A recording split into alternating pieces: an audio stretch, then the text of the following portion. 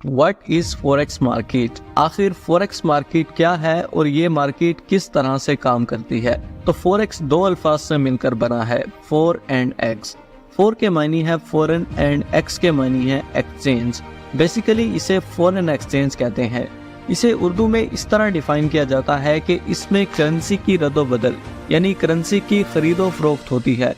अगर आप किसी आउट कंट्री में जाते हैं तो करेंसी एक्सचेंज सेंटर पर मुख्तलिफ करेंसीज के रेट्स लिखे होते हैं। इसका ये मतलब है कि आपको इस कंट्री में सरवाइव करने के लिए इस कंट्री की करेंसी की ज़रूरत होगी। तो इस सूरत हाल में आप अपनी कंट्री की करेंसी देकर दूसरी कंट्री की करेंसी हासिल करते हैं ताकि आप लोग उस कंट्री में सरवाइव कर पाए। हर कंट्री की अपनी अपनी अलहदा से एक करेंसी होती है। जैसे कि पाकिस्तान की करेंसी है PKR, इंडिया की करेंसी है INR और USA की करेंसी यूनाइटेड स्टेट डॉलर यानी USD है। इसी तरह फॉरेक्स मार्केट दुनिया की सबसे बड़ी मार्केट है। ये दुनिया का सबसे बड़ा कारोबार है और 2013 के सर्वे के मुताबिक इसकी एक दिन की ट्रांजैक्शन यानी बिजनेस वर्थ $5 ट्रिलियन यानी 5 खरब डॉलर्स है। और 2024 के न्यू सर्वे के मुताबिक इसकी एक दिन की ट्रांजैक्शन और बिजनेस तकरीबन $8 ट्रिलियन यानी 8 खरब डॉलर है। 1995 तक इस मार्केट में सिर्फ बैंक ट्रेड किया करते थे। इसके बाद इसको पब्लिक के लिए अवेल किया गया। और आपको ये बात जानकर हैरत होगी कि आपको जो बैंक सालाना इंटरेस्ट पे करता है